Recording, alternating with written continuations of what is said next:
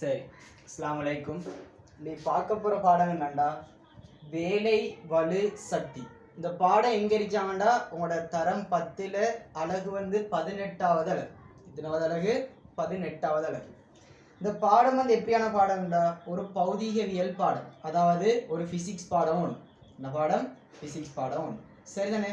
சரி, இந்த பாடத்துல பேசிக் ஐடியா தியரி சின்னது. பேசிக் ஐடியா இதில் தியரி என்னது, சின்ன ஒரு ஐடியா. ஆனால் இதில் பிரயோகம் நிறைய இடத்த வரலாம். பிரயோகம் நிறைய இடத்த என்ன செய்யணும், வரலாம், சரிதானே? சரி, அந்த வகையில் இந்த பாடத்தில் கான்செப்டை பற்றி பார்த்தோம்டா, சின்ன ஒரு கான்செப்ட் தான், குயிக்காக முடிஞ்சிடும். லேசான பாடம், குயிக்காக முடிஞ்சிடும். ஆனால் இதில் பிரயோகம் நிறைய இடத்த வரும். அதை கேள்வி ஊடா செய்யக்குள்ள நல்ல லேசாக இருக்கும். சரி, இன்றைக்கு பாடத்தில் இன்றைக்கு ஃபுல்லாக பார்க்க போகிற விஷயம் என்னண்டா, இதில் பேசிக் ஐடியா என்ன, இதில் தியரி என்னன்னு பார்ப்போம். இதுக்கு புறவார அடுத்த கிளாஸில் பார்ப்போம். இதோட சம்பந்தப்பட்ட கேள்விகள் எல்லாத்தையும் பார்ப்போம். சரி, இன்றைக்கு பார்க்க போகிற பாடத்தில் முதலாவது பாடம் என்னண்டா, வேலை. வேலைன்னு சொல்கிறது யாரு? ஒர்க்டா வேலை. வேலையை எப்படி வரைவிலக்கணப்படுத்துவோம்டா, உதாரணமாக சொல்லுவோமே, ஒரு எம் திணிவுடைய ஒரு பொருள் ஒன்று இருக்கின்னு வைப்போம். இந்த பொருளை நான் என்ன செய்யணும் தெரியுமா, ஒரு விஷயம்னு கொடுத்து, இந்த எம் திணிவுடைய பொருளுக்கு ஒரு விஷயம்னு கொடுத்து, இந்த பொருளை நான் எஸ் தூரம் இடப்பெயர்ச்சி அடைச்சு, இந்த பொருளை நான் இங்கே கொண்டு வந்து வைப்பேன். இந்த பொருளை நான் இங்கே கொண்டு வந்திருக்கேன். எவ்வளோ தூரம்டா? எஸ் தூரம். எவ்வளோ தூரம் கொண்டு வந்திருக்கேன்? எஸ் தூரம் கொண்டு வந்து வைப்போம். இந்த பொருள்ல இந்த விசைய வழங்கினத்தால இந்த பொருள் ஒரு இடத்துல இருந்து இன்னொரு இடத்தை இடப்பெயர்ச்சி அடையலையா? அடைஞ்சிருச்சு. இந்த பொருள் ஒரு விசையை பிரயோகித்ததால ஒவ்வொரு இடத்துல இருந்து இன்னொரு இடத்த என்ன செஞ்சு வைத்திருச்சு, இடப்பெயர்ச்சி அடைஞ்சு வைத்திருச்சு. அப்ப சொல்லுவாங்க, இந்த பொருள் என்ன நடந்துச்சுண்டா, வேலை நடைபெற்றுள்ளது. வேலை நடைபெற்றுள்ளது. ஒரு பொருளுக்கு நீங்க ஒரு விசையை கொடுத்து அதை ஒரு குறித்த தூரம் இடப்பெயர்ச்சி அடைய வச்சிருக்கீங்கடா, அந்த பொருள் என்ன செய்யப்பட்டிருச்சு, வேலை செய்யப்பட்டிருக்கு, இல்லாட்டி வேலை நடைபெற்றிருக்குன்னு சொல்லுவாங்க.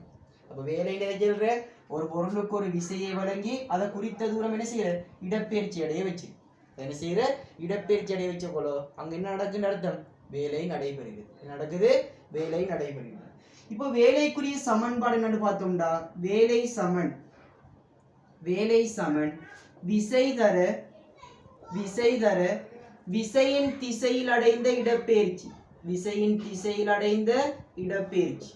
அதாவது இதுல காணப்படக்கூடிய விசையையும் இதுல விசையில திசையில் அடைகிற இடப்பெயர்ச்சியும் பெருக்கும் போது என்ன வரும், நம்மளுக்கு வேலை வரும். என்ன வரப்போகுது, வேலை வரும்.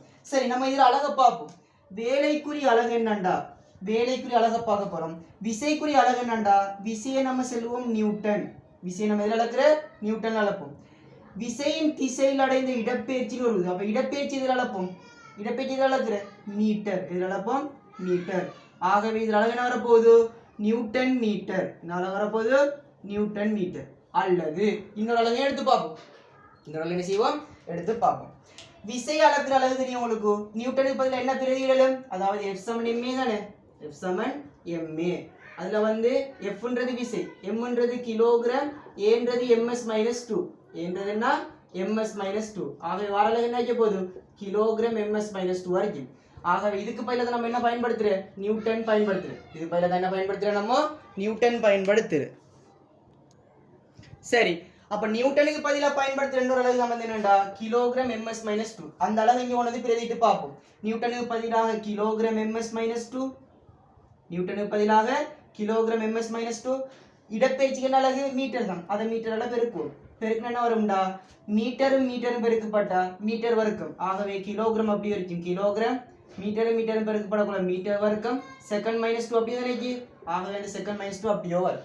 அப்போ வேலைக்கு 2 அலகு இருந்துச்சு. அதுல முதலாவது அலகு என்னண்டா, நியூட்டன் மீட்டர். ரெண்டாவது அலகு என்ன, கிலோகிராம் மீட்டர் வர்க்கம் செகண்ட் -2. அப்போ ஒரு பொருளுக்கு அதாவது ஒரு அலகத்தினுடைய பொருள் ஒன்றை நீங்க ஒரு விசையை கொடுத்து ஒரு இடத்துல இருந்து இன்னொரு இடத்தை இடப்பெயர்ச்சி அடைய வச்சிங்கடா, அந்த பொருள் என்ன நடைபெற்றுச்சுன்னு அர்த்தம், வேலை நடைபெற்றுச்சு. கீழே வேலைன்னு போட்டுப்படலுங்க. விசையொன்றின் பிரயோகத்தால்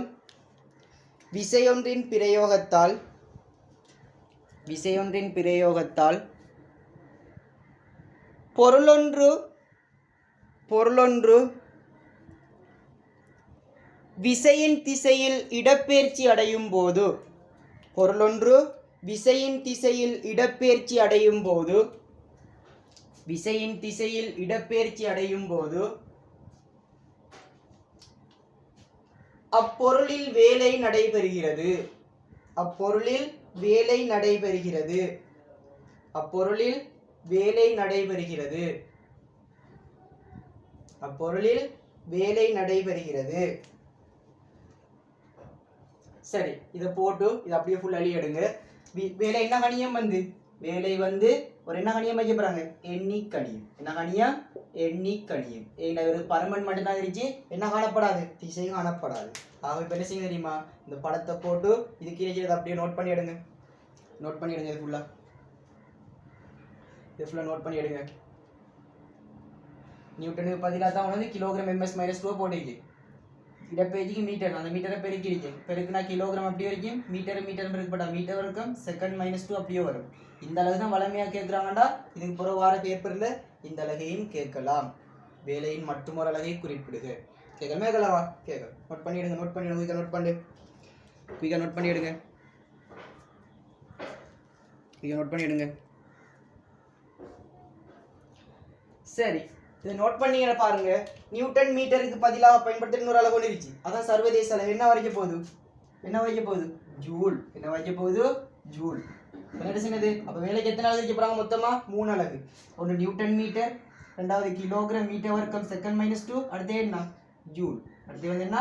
ஜூல். நோட் பண்ணிடுங்க. நோட் பண்ணுங்க. வைக்கா நோட் பண்ணீங்கன்னு அடுத்து போய் தரலாம். சரி, இதை நோட் பண்ணியிருப்பீங்க. அடுத்த தலை போடுங்க சக்தி. அடுத்த தலை போடுங்க சக்தி. சக்தியை பற்றி பார்த்துக்கோமா? அடுத்த தலை போடுங்க சக்தி. அடுத்த தலைப்பு வந்து என்னது? சக்தி. சக்திக்கு என்ன சொல்றேன்டா? எனர்ஜின்னு சொல்லுவாங்க. என்ன சொல்லுவாங்க? எனர்ஜி. சக்தி சொல்ற எனர்ஜி. சரி, இப்போ விஷயத்தை பார்ப்போம். நீங்க சொல்லுங்க. உதாரணமா ஒரு மேசையில் ஒரு பொருள் ஒன்று இருக்கின்னு வைப்போம். உதாரணம் சொல்லுன்னு, ஒரு மேசையில் ஒரு பொருள் ஒன்று இருக்கின்னு வைப்போம். உதாரணமா இது ஒரு 5 கிலோகிராம் அரிசி பேக் ஒன்று வச்சுருக்கோங்களேன். ஒரு 5 கிலோகிராம் அரிசி பேக் ஒன்று மேசையில் இருந்துச்சு. சரிதானே? இந்த அரிசி பேக்கை நான் சொல்றேன் ஒரு இடத்துல இருந்து, உதாரணமா நான் இருக்கிற இடத்துல இருந்து ஒரு குறிப்பிட்ட தூரம் கொண்டு போய் வச்சு சொல்றேன். ஒரு ஆள்கிட்ட, ஒரு மனிதனை கூப்பிட்டு இந்த 5 கிலோகிராம் அரிசி பேக்கை தூக்கி கொண்டு என்ன செய்யுங்க, இன்னொரு இடத்த கொண்டு வைத்து வைங்க அப்படின்னு சொல்றேன். இப்போ நீங்க சொல்லுங்க, இந்த அரிசி பேக்கை அவன் ஒரு இடத்துல இருந்து இன்னொரு இடத்த கொண்டு போகணும்டா. இந்த அரிசி பேக்கை அவன் ஒரு இடத்துல இருந்து இன்னொரு இடத்த கொண்டு போகணும்டா.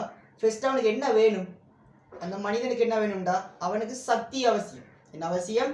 சக்தி அவசியம். அந்த மனிதனுக்கு சக்தி இல்லாம இந்த பேக்கை இங்க கொண்டு போகலாமா? கொண்டு போகலாம். இங்க கொண்டு போகலாமா? கொண்டு போகலாம். சொல்ல வேண்டா. உதாரணம் ஒரு படுத்த படுக்கையில் இருக்கிறவங்க கூப்பிட்டு இதை தூக்கி கொண்டு வெயிலா கொண்டு வைப்பானா? வைக்க மாட்டேன். அவனுக்கு என்ன இல்லை? சக்தி இல்லை. என்ன இல்லை? சக்தி இல்லை. அப்ப சக்தியை அவசியம்டா ஒரு வேலையை செய்வதற்கு.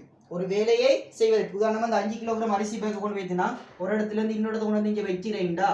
அப்ப எனக்கு கட்டாயம் என்ன வேணும்? இந்த இடத்துல சக்தி இருக்கணும். அப்ப சக்தி இருந்தா தான் இந்த வேலையை நான் என்ன செய்யலாம்? லேசா செய்யலாம். இந்த வேலையை நான் என்ன செய்யலாம்? இலகுவாக செய்யலாம். எனக்கு சக்தி இல்லாம இந்த வேலையை நான் செய்யலுமா? செய்யலாம். அப்போ சக்திண்டா என்ன வரைவிலக்கணப்படுத்துறாங்கடா? வேலை செய்வதற்கான ஆற்றல். ஒரு மனிதன் இல்லாட்டி ஒரு பொருள் ஏதாவது ஒன்று ஒரு வேலை செய்வதற்கான ஆற்றல் சக்தி எனப்படும். ஒரு வேலை செய்வதற்கான ஆற்றல் என்ன செய்யப்படும்? சக்தி எனப்படும். அப்போ ஒரு வேலையை செய்வதற்கு கட்டாயம் என்ன அவசியம்? சக்தி அவசியம். என்ன அவசியம்? சக்தி அவசியம். நம்மளோட உலகத்துல நிறைய வகையான சக்தி இருக்கு. நம்மளோட உலகத்தை எடுத்தோம்னா நிறைய வகையான சக்தி இருக்கு. அதுல வந்து உதாரணமா வெப்ப சக்தி, காந்த சக்தி, மின் சக்தி, ஒளிச்சக்தி, நான் கையில் சத்தம், ஒளிச்சக்தி, அதே மாதிரி ஒளிச்சக்தி, இன்னொரு ஒளி என்ன? வெளிச்சம். அதே மாதிரி என்ன? புவி ஈர்ப்பு சக்தி, புவிக்கு ஒரு ஈர்ப்பு சக்தி இருக்கு, புவி ஈர்ப்பு சக்தி, இயக்க சக்தி, அழுத்த சக்தி, இப்படி ஏராளமான சக்தியில் என்ன செய்யுது? நம்மளோட உலகத்துல காணப்படுது. என்ன செய்யுது? காணப்படுது. அப்போ வேலையை செய்வதற்குரிய அந்த ஆற்றலுக்கு செல்வாங்க என்னண்டு? சக்தி. அப்போ ஒரு சக்தி இருந்தா தான் என்ன செய்யணும்? வேலை செய்யணும். சக்தி இல்லாத வேலை செய்யலுமா? செய்ய முடியாது. இன்னொரு முக்கியமான விஷயம் என்னடா? சக்திக்குரிய அலகும் வேலைக்குரிய அலகும் ஒரே அலகு. அதாவது சக்தியை நம்ம ஜூல் அளக்கலாம், வேலையை நம்ம இதில் அளக்குற ஜூல்ல தான் அளக்கும். அப்போ வேலைக்குரிய அலகு நம்ம பார்த்தோம். ஒன்று நியூட்டன் மீட்டர், அடுத்து என்ன? கிலோகிராம் மீட்டர் வர்க்கம் செகண்ட் -2, அடுத்து என்ன? ஜூல். இவ்வளவு அழகை யாரும் எடுத்துக்கொள்வார்? சக்தியும் எடுத்துக்கொள்வார். யார் எடுத்துக்கொள்வார்? சக்தி எடுத்துக்கொள்வார். அப்ப சக்திக்கும் வேலைக்கும் ஒரே அளவு தான் காணப்படும். சக்திக்கும் வேலைக்கும் ஒரே அளவு தான் காணப்படும். இன்னொரு முக்கியமான விஷயம் என்னன்னா, சக்தியை நம்மளால ஆக்கவும் முடியாது, அதே வேளை அழிக்கவும் முடியாது. செல்வனிஜா, நம்ம உலகத்துல காணப்படுற சக்தியை ஆக்கவும் முடியாது, அழிக்கவும் முடியாது. சக்தி யாருக்கு பொறுப்புண்டா? அது இறைவனுக்கு மட்டும். யாருக்கு மட்டும்? இறைவனுக்கு மட்டும் சக்தி பொறுப்பு. அவனாலதான் அதை ஆக்கவும் மேலும், அவனாலதான் அதை என்ன செய்யலும்? அழிக்கவும் மேலும். நம்மளால சக்தியை ஆக்கவும் முடியாது, அழிக்கவும் முடியாது.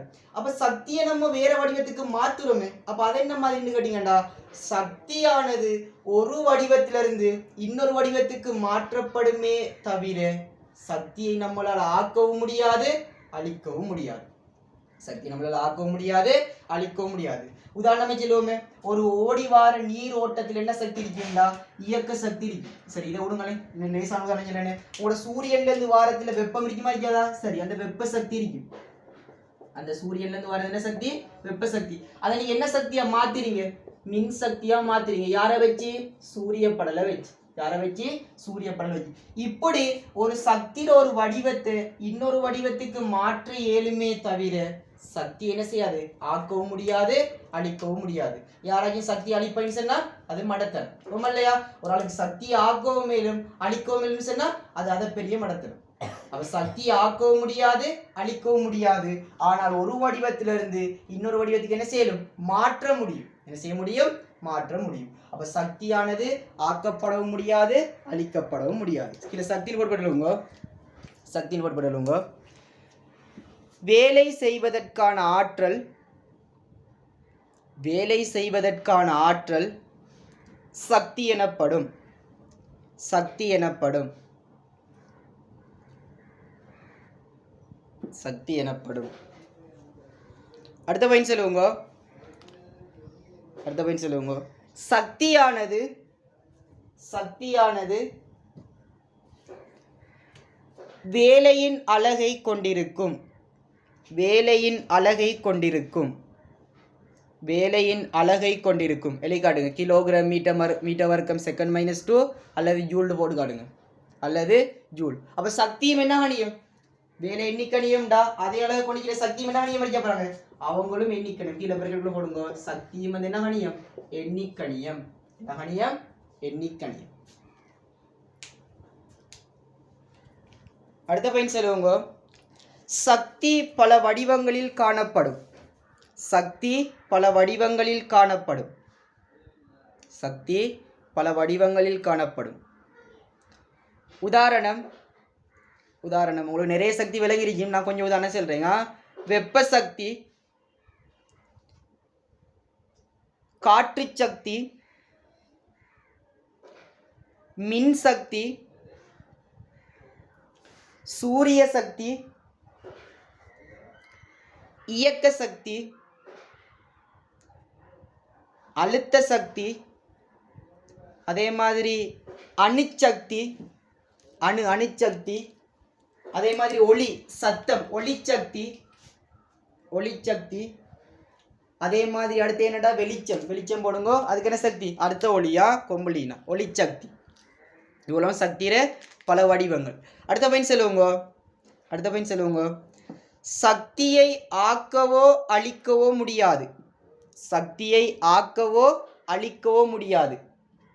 சக்தியை ஆக்கவோ அழிக்கவோ முடியாது. ஆனால் ஆனால் ஒரு வடிவத்திலிருந்து இன்னொரு வடிவத்திற்கு மாற்றலாம். இன்னொரு வடிவத்திற்கு மாற்றலாம்.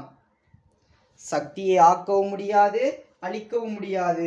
ஆனால் ஒரு வடிவத்திலிருந்து இன்னொரு வடிவத்துக்கு மாற்றலாம். இந்த உதாரணத்தில் எடுங்க. வெப்ப சக்தி மின் சக்தியா மாறுது. அதே மாதிரி காற்று சக்தி மின் சக்தியா மாறும். காற்று சக்தி மின் சக்தியா மாறலாம். இதை நோட் பண்ணிடுங்க. இதை நோட் பண்ணிடுங்க. நோட் பண்ணிடுங்க. இது சரி. இதை நோட் பண்ணீங்கடா. அடுத்த தலை போடுங்க. இயக்க சக்தி. அடுத்த தலை போடுங்க. இயக்க சக்தி. சரி, அடுத்த தலை போடுங்க. இயக்க சக்தி. இயக்க சக்தின்னு யாரை சொல்றேன்டா? Kinetic energy. கைனடிக் எனர்ஜி, அதாவது ஈகேன்னு சொல்லுவோம். என்ன சொல்லுவோம்? ஈகே. இயக்க சக்தின்னு யாரை சொல்ல நினைச்சு பாருங்க. இயக்க சக்தி எதை சொல்றேன்டா, ஒரு எம் திணியுடைய ஒரு பொருள் ஒன்று வைப்போம். ஒரு எம் திணியுடைய ஒரு பொருள் ஒன்று வைப்போம். இந்த பொருளானது ஒரு வி வேகத்தில் இயங்கிட்டு போகுது வைப்போம். இந்த பொருளானது ஒரு வி வேகத்தில் இயங்குது வைப்போம். ஒரு எம் திணியுடைய பொருள் ஒன்று ஒரு வி வேகத்தில் இயங்குது. இந்த பொருள் இயங்கும் போது இந்த பொருள் வந்து இயக்கத்தின் காரணமாக சொல்லுவா, இந்த எம் திணியுடைய பொருள் இந்த வி வேகத்தில் இயங்குதானே, இந்த பொருள் இயக்கத்தின் காரணமாக ஒரு சக்தியை வச்சுக்கொள்ளும். அந்த சக்தி தான் என்ன சொல்லுவாங்கடா, இயக்க சக்தி. இந்த சக்தின்னு சொல்லுவாங்க இயக்க சக்தி. இயக்க சக்திக்குரிய சமன்பாடு தரப்படும்டா, ஈகே சமன் அரை எம்வி வர்க்கம். அரை எம்வி வர்க்கம். இது வந்து இயக்க சக்தியுடைய சமன்பாடு. ஒரு பொருள் ஒன்று, அதாவது எம்ஜினுடைய ஒரு பொருள் ஒன்று அதன் வேகம் காரணமாக, அதன் இயக்கம் காரணமாக, ஒரு பொருள் ஒன்று அதன் இயக்கம் காரணமாக கொண்டுள்ள அந்த சக்திக்கு பேர் சொல்லுவாங்க என்ன சக்தி, இயக்க சக்தி. இயக்க சக்திக்குரிய சமன்பாடு அரை எம்வி வர்க்கம். அரைண்டா அது சமன்பாட்டுல வர கணியம். எம்ன்றது திணிவு, வேகம்ன்றது வேகத்துல வர்க்கம், வீன்றது வேகத்துல வர்க்கம். ஆகவே இயக்க சக்தி எதை சொல்லுவாங்கடா, ஒரு பொருள் அதன் இயக்கம் காரணமாக, அதன் இயக்கம் காரணமாக கொண்டுள்ள சக்தி என்ன சக்தின்னு சொல்லப்படும், இயக்க சக்தி. அப்ப இயக்க சக்தியுடைய சமன்பாடு எதால தரப்படும்டா, அரை எம்பி வர்க்கத்தால தரப்படும். அரை எம்பி வர்க்கத்தால தரப்படும். கீழே எழுங்க சொல்றேன். பொருள் ஒன்று தன் இயக்கம் காரணமாக கொண்டுள்ள சக்தி, தன் இயக்கம் காரணமாக கொண்டுள்ள சக்தி இயக்க சக்தி எனப்படும். இயக்க சக்தி எனப்படும். சமன்பாடை பாருங்க. சமன்பாடை பார்த்துலுங்க. சமன்பாடை பார்த்துலுங்க. சமன்பாடை பார்த்துலுங்க. சரி, இதெல்லாம் நீங்க அடுத்த தலை போடுங்க, அழுத்த சக்தி. இதெல்லாம் அடுத்த தலை போடுங்க, அழுத்த சக்தி. அழுத்த சக்தி. அழுத்த சக்திக்கு சொல்ற பொட்டென்சியல் எனர்ஜி. என்ன சொல்ற, பொட்டென்சியல் எனர்ஜி, அழுத்த சக்தி. அதை ஈபின்னு குறிப்போம். ஈபின்னு குறிப்போம். சரி, அழுத்த சக்தி யாரை சொல்றா, ஒரு பொருள்ற நிலை காரணமாக, ஒரு பொருள்ற நிலை காரணமாக அந்த பொருள் கொண்டுள்ள சக்தி அழுத்த சக்தி. அந்த அழுத்த சக்தி விளங்குறதுக்கு இது கீழே நம்ம பாயிண்ட் சொல்லுவோம், அப்போ விளங்கும். இப்போ மூலம் நோட் பண்ண சொல்றேன், இதுக்கு மூலம் வரையிலக்கணம் எழுதுங்க. பொருளொன்றின் நிலை காரணமாக, பொருளொன்றின் நிலை காரணமாக அது எந்தெந்த நிலையில் வச்சோ அதுக்கேற்ற மாதிரி அதில் அழுத்த சக்தி எழுவோம். நீங்கள் எழுவும் மூலம் பார்ப்போம். இதை பார்ப்போம். பொருளொன்றின் நிலை காரணமாக அது கொண்டுள்ள சக்தி, அது கொண்டுள்ள சக்தி, அது கொண்டுள்ள சக்தி அழுத்த சக்தி எனப்படும். அழுத்த சக்தி எனப்படும். அழுத்த சக்தி எனப்படும். அடுத்த பாயிண்ட் சொல்லுங்க. இதனை பின்வருமாறு இரண்டு வகைப்படுத்தலாம். இதனை பின்வருமாறு இரண்டு வகைப்படுத்தலாம். இதனை பின்வருமாறு இரண்டு வகைப்படுத்தலாம். ஒன்றெழுதுங்க, ஈர்ப்பு அழுத்த சக்தி. ஈர்ப்பு அழுத்த சக்தி. ஈர்ப்பு அழுத்த சக்தி, அதாவது ஈர்ப்பால வரக்கூடிய சக்தி, ஈர்ப்பு அழுத்த சக்தி. இரண்டாவது மீளியல் அழுத்த சக்தி. மீளியல் அழுத்த சக்தி. முதலாவது ஈர்ப்பு அழுத்த சக்தி, இரண்டாவது மீளியல் அழுத்த சக்தி. ஒன்று ஈர்ப்பு அழுத்த சக்தி, அடுத்தது மீளியல் அழுத்த சக்தி. சரி, இதெல்லாம் நீங்க தலை போடுங்க, ஈர்ப்பழுத்த சக்தி. இதெல்லாம் தலை போடுங்க, ஈர்ப்பழுத்த சக்தி. இதெல்லாம் தலை போடுங்க, ஈர்ப்பழுத்த சக்தி. இதெல்லாம் தலை போடுங்க, ஈர்ப்பழுத்த சக்தி. ஈர்ப்பழுத்த சக்தி. சரி, நம்ம எல்லாரும் என்ன புலத்தில் எரிச்சோம், நம்ம எல்லாரும் என்ன புலத்தில் எரிச்சோம், ஈர்ப்பு புலத்தில் ஆகிச்சோம். நம்ம எல்லாருக்கும் ஒரு புவி ஈர்ப்பு புலம் இருச்சு. பொம்மை இல்லையா, நம்மளோட சுத்தி இருக்கிற அனைத்து சூழலுக்கு அனைத்து பொருட்கள் என்ன என்ன புலத்தில் எரிச்சோம், ஈர்ப்பு புலத்தில் ஆகிச்சோம். உதாரணம் சொல்லுவோம், இதை புவியாக கருதணும்டா, இதை புவியாக கருதணும்டா. இதை நம்மளோட தரை பூமியை கருதுவோமே, இந்த பூமியை கருதணும்டா. இந்த பூமியிலிருந்து ஒரு குறித்த உயரத்தில் ஒரு எம் திணியுடைய பொருள் ஒன்று வச்சிரு. இந்த பூமியிலிருந்து ஒரு குறித்த உயரத்துல எம் திணியுடைய பொருள் ஒன்று வச்சு, எவ்வளவு உயரத்துல வச்சேன்டா, எச் உயரத்துல வச்சிக்க. என்ன உயரத்துல வச்சிக்க, எச் உயரத்துல. அந்த வெச்ச பொருள் வந்து என்னத்துல வச்சோம்டா, ஈர்ப்பு புலத்துக்குள்ளோ, அதாவது நம்மளோட பூமிக்குள்ள ஒரு ஈர்ப்பு புலம் வச்சு, ஈர்ப்பு சக்தி, அந்த ஈர்ப்பு புலத்துக்குள்ளேயே என்ன செஞ்சு ஒரு எம் திணியுடைய பொருள் ஒரு எச்செனும் உயரத்தில் என்ன செஞ்சு வச்சு கிடக்கு, உயர்த்தி வச்சு கிடக்கு. இந்த இடத்துல ஈர்ப்பழுத்த சக்திக்குரிய சமன்பாடு எப்படி வரும்டா, இபி சமன் mgh. mgh. எம்ன்றது திணிவு, ஜின்றது புவியீர் பார்முடுதல், எச்ன்றது அது உயர்த்தப்பட்ட உயரம். எச்ன்றது அது என்னது, உயர்த்தப்பட்ட உயரம். அப்ப புவியீர்ப்பு புலத்துல புவியீர்ப்பு புலத்துல m திணிவுடைய ஒரு பொருள் h உயரத்துக்கு உயர்த்தி வச்சீங்கடா அந்த இடத்துல வர அழுத்த சக்தியுடைய சமன்பாடு என்ன mgh. அப்ப இந்த பொருள் அந்த நிலை காரணமாக, அதாவது புவியீர்ப்பு புலத்துல இருந்து ஒரு குறித்த அதாவது புவியீர்ப்பு புலத்துக்குள்ள என்ன செய்யுது, ஒரு குறித்த உயரத்துல வச்சு அந்த நிலை காரணமாக இந்த பொருள்ல தேக்கி வைக்கப்படக்கூடிய அந்த சக்தி நம்ம என்ன சொல்லுவாங்க அழுத்த சக்தி. அந்த அழுத்த சக்தியில என்ன அழுத்த சக்தி பார்க்கிறோம், ஈர்ப்பழுத்த சக்தி. கீழே சொல்ற ஈர்ப்பழுத்த சக்தின்னு கூட போட்டு ஈர்ப்பு புலத்தில்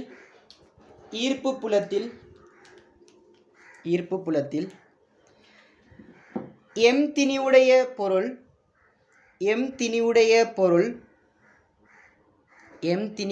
பொருள் h உயரத்துக்கு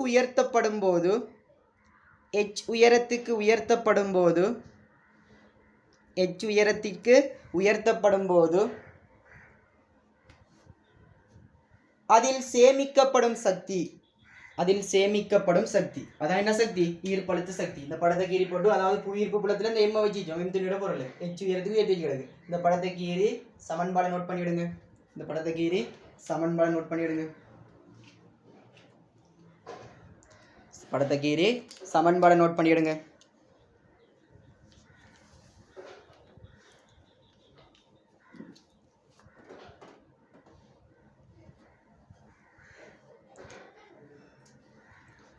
சரி, இதை லூனிங்கண்டா அடுத்த நிலை போடுங்க, மீளியல் அழுத்த சக்தி. இதோட அடுத்த நிலை போடுங்க, மீளியல் அழுத்த சக்தி.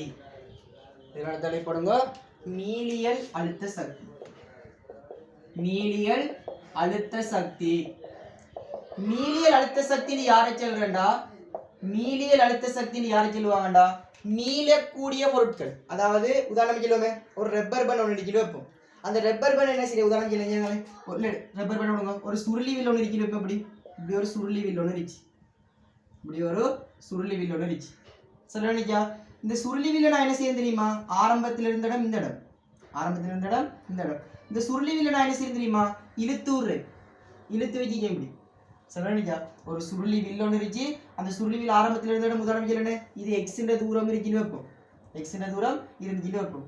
அது எக்ஸ்ன்ற தூரத்திலிருந்து என்ன செய்ய தெரியுமா, சுருளி வில்ல இவ்வளவு தூரத்துக்கு என்ன செஞ்சு நீட்டிடுச்சு. ஒரு திணிவை காட்டி நீட்டுமே, ஒரு m திணிவுடைய திணிவை காட்டி நீட்டி வச்சுக்க. சிலவனிக்கா, அதாவது ஆரம்பத்தில் ஒரு சுருளி வில் அப்படி கட்டி வச்சிருந்தோம், இவ்வளவு தூரத்துல இருந்துச்சு. அந்த சுருளி வில் என்ன செய்யறோம், நம்ம நீட்டி வச்சிருக்கோம். நீட்ட போல எதை வச்சு நீட்டோம்னா, ஒரு m திணிவுடைய பொருளை வச்சு கட்டி இழுக்கிறோம்.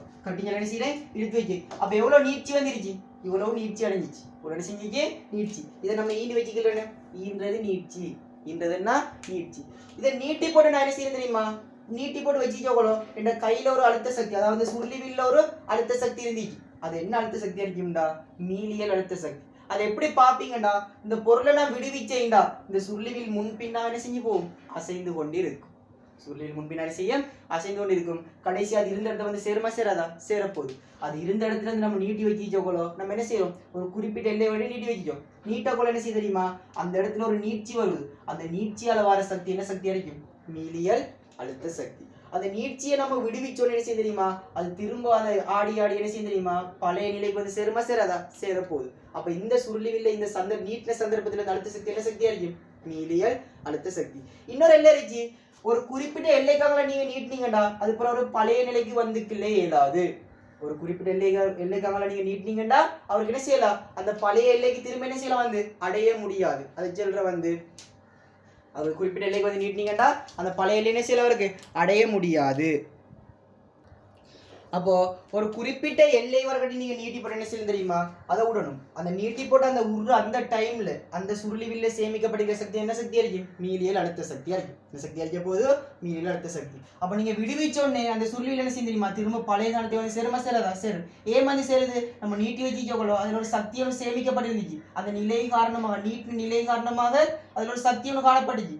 அந்த சக்தி நம்ம என்ன சக்தியா இருக்கு, மீளியல் அழுத்த சக்தி. அதை விடுவிச்சோடனே திரும்ப பழைய இடத்துக்கு வர மாட்டாரா, வருவார். அப்ப என்ன சொல்றேன், கீழே சுருளி விட்கள்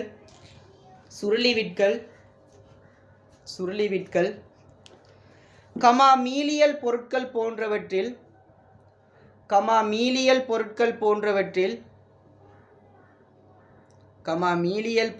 போன்றவற்றில் சேமிக்கப்படும் சக்தி மீளியல் அழுத்த சக்தி ஆகும். மீளியல் அழுத்த சக்தியாகும். மீளியல் அழுத்த சக்தியாகும். சரி, இதை நோட் பண்ணீங்கடா. அடுத்த தலை போடுங்க. இந்த படம் கீழே தேவையில்லை, சும்மா அறிமுகம் பண்ணிக்கிறோம். சரி தானே, இது அவ்வளோ கேள்விக்கு வராது. சரி, அடுத்த தலை போடுங்க. வலு. அடுத்த தலை போடுங்க. வலு. கடைசி தலைப்பா. வலுன்றது சொல்ற பவர். என்ன சொல்ற? பவர். வலுக்கு வரைவிலக்கண செல்ல முன்னுக்கோ வலுற சமன்பாடை பார்த்துட்டு வரும். வலுன்றது யாரு சொல்றா? வலு சமன். வலு சமன் வேலையின் கீழ் நேரம். வலு சமன் வேலையின் கீழ் நேரம். அதாவது என்னமே வரைவிலக்கணம் சொல்றா? கீழே எடுக்கணும். ஓரளவு. ஓரளவு நேரத்தில் செய்யப்பட்ட வேலை வலு எனப்படும். ஓரளவு நேரத்தில் செய்யப்பட்ட வேலை வலு எனப்படும். அல்லது இன்னொரு சமன்பாடு இருந்துச்சு, ஒரு கணியத்தை நேரத்தில் பிரிச்சா வீதம் சொல்ற. என்ன சொல்ற? வீதம். ஆகவே வேலை செய்யும் வீதம் வலு எனப்படும். வேலை செய்யும் வீதம் வலு எனப்படும். அப்ப ரெண்டு வரை இருக்குன்னா இங்கே ஓரளவு நேரத்தில் செய்யப்பட்ட வேலை வலு எனப்படும், அல்லது வேலை செய்யும் வீதம் வலு எனப்படும். வேலை அளக்கிற அழகு நம்மளுக்கு தெரியும், ஜூல். இதில் அளப்போம் ஜூல். நேரத்தை அளக்கிற அழகு தெரியும் நம்மளுக்கு, செகண்ட். இதில் அளப்போம் செகண்ட். ஆகவே அழகு எப்படி வரப்போகுது? Joule second minus 1. Joule second minus 1 வரப்போகுது. ஆனால் வலு அளக்கிற சர்வதேச அளவு என்னண்டா? வாட். எதில் அளப்பாங்க? வாட்ல அளப்பாங்க. வலு அளக்கிற எதில் அளக்க போறாங்க? வாட்ல அளப்பாங்க. அப்போ வேலை செய்யும் வீதம் அல்லது ஓரளவு நேரத்தில் செய்யப்பட்ட வேலை என்ன சொல்லப்படும்? வலு எனப்படும். கீழே சொல்றேன். ஓரளவு நேரத்தில் செய்யப்பட்ட வேலை, ஓரளவு நேரத்தில் செய்யப்பட்ட வேலை வலு எனப்படும். வலு எனப்படும்.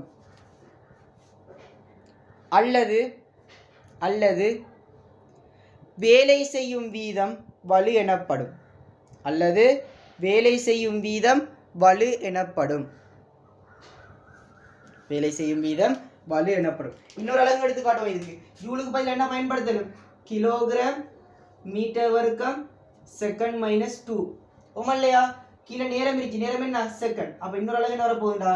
கிலோகிராம் அப்படி வரைக்கும், மீட்டர் வர்க்கம் அப்படி வரைக்கும், செகண்ட் சகவுல இருக்கும். என்ன வரும்? சயர். ஆகவே செகண்ட் மைனஸ் 3. இதுவும் யார் அலகு? வலு அலகு தான். வலு அலகு நோட் பண்ணிடுங்க. அதான் நோட் பண்ணிடுங்க. வலுவை வலு அலகை நோட் பண்ணிடுங்க. எல்லாத்தையும் செஞ்சிடுங்க. சரி, வலுவும் வந்து என்ன கணியம் அடிக்க போறாங்க? வலுவும் வந்து என்ன கணியம்டா? எண்ணிக்கணியம். என்ன கணியம்?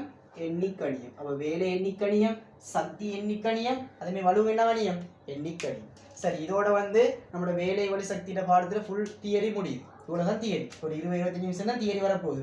இதுக்கு புறவு வாரது என்னண்டா? அடுத்த வீடியோல பார்ப்போம் நம்ம என்னண்டா இதுல வந்த எல்லா கேள்வி, இதுல வார கேள்வி, எப்படி கேள்வி அணுகுறு, என்ன மாதிரி கேள்வி லேசா செய்யுது, இந்த சமன்பாடை போட்டு நம்ம கேள்வி செஞ்சுட்டு போறதா. சமன்பாடை போட்டு என்ன செய்ய போறோம்? கேள்வி செஞ்சுட்டு போறதா. அந்த கேள்வி நம்ம எப்படி செய்யறேன்னு அடுத்த கிளாஸ்ல பார்ப்போம். சரிதானே? சரி, அஸ்ஸலாமு அலைக்கும்.